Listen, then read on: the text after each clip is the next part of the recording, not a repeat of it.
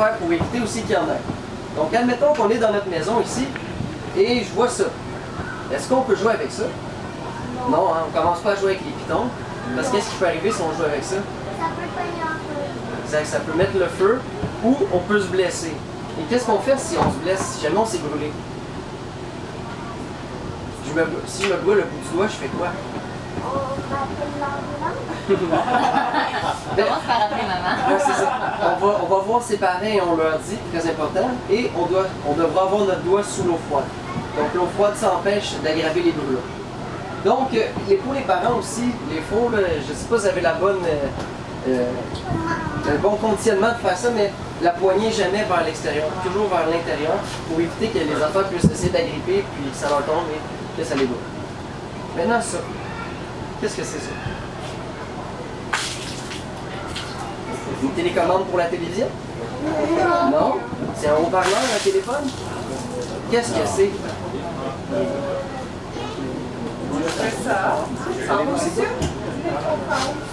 C'est quoi? Bon, comment? Ah, c'est bon, exactement. En fait, on appelle ça un avertisseur de fumée, d'où le mot, ça nous avertit quand il y a de la fumée. Savez-vous pourquoi on a des avertisseurs de fumée? Si la nuit il y a un feu, on va sentir la boucane, on va sentir la fumée, on va se réveiller, non? Non, non, exactement. On ne sent pas la fumée. Surtout quand on est endormi, notre corps est totalement parti. Donc, on ne peut pas le savoir. C'est pour ça que ça prend un avertisseur de fumée qui, lui, il est constamment vigilant pour nous. Donc, lui, il veille à ce que s'il y a de la fumée, juste un petit peu, et lui, il va sonner. Donc, l'avertisseur de fumée, présentement, est-ce qu'il pourrait fonctionner? Non. Non, hein? Qu'est-ce qui manque? Les batteries. Exactement. Les batteries, c'est comme pour nous manger. Si on ne mange pas, ben on ne fonctionne pas. Si lui ne mange pas ses batteries, ben il ne fonctionne pas.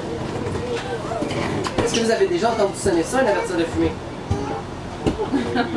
Non? Papa, quand il fait brûler ses toasts ou il essaie de faire un feu de foyer, puis il le rate? Non? Donc je vais faire... Ouais, peut-être maman aussi. Donc je vais faire sonner. Ça va sonner fort.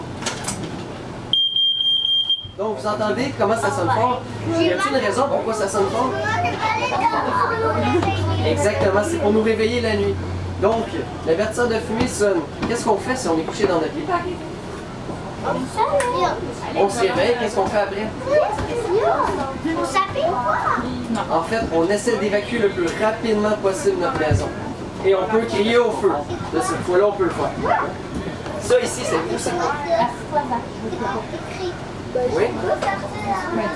Exactement, c'est un plan d'évacuation. Ça, c'est très important, les parents, les grands-parents. Si les petits-enfants ou vos enfants, la nuit, ils dorment, il faut qu'ils sachent qu'est-ce qu'ils font si jamais il y a un incendie. Donc, où est-ce qu'ils s'en vont? Est-ce que vous allez en dessous de votre lit? Non. Votre garde-robe? Non. Non, c'est où qu'on va? Non. Exact, hey, vous êtes forts, vous êtes forts. Exactement, on s'en va dehors. Parce que si jamais on reste à l'intérieur, c'est là que c'est dangereux. Donc, ce qui est important, c'est notre plan d'évacuation que les parents ont fait avec notre enfant et on le fait pratiquer aussi, pas juste le faire dessiner, mais c'est un point de rassemblement. Un point à l'extérieur où est-ce qu'on s'en va, qu'on soit hors d'atteinte du danger. Donc, ça peut être la maison d'un voisin, pas trop loin, ni trop proche. Il faut aussi l'avertir, on s'entend. Puis, ça prend des points de rassemblement. Il faut penser à l'hiver. Parce que si jamais on dit l'arbre qui est en avant, ben, ça se peut que l'hiver, l'arbre ne soit pas atteint. Donc, tu sais, pour un enfant, il faut que ce soit quand même assez clair. Donc, comment on se déplace quand il y a de la fumée? Exactement. Les pompiers, quand ils vont dans un feu, ils sont exactement comme ça, à quatre pattes, et ils se promènent dans le feu comme ça. Parce que l'oxygène, c'est là qu'ils vont la retrouver. La visibilité et aussi la chaleur vont être moins intense au niveau du sol. Donc, vous, c'est la même chose quand vous voulez évacuer. Vous êtes à quatre pattes et vous marchez pour vous en aller de chez vous. C'est bon? Donc, moi, je m'en vais, l'avertisseur, il sonne. Est-ce que j'apporte mon poisson rouge? Non. Est-ce que j'apporte mon pyjama préféré? Non, exactement. On sort le plus rapidement possible. Est-ce que ça vous tente de faire une pratique? Oui. Ouais. On va voir si vous m'avez bien écouté.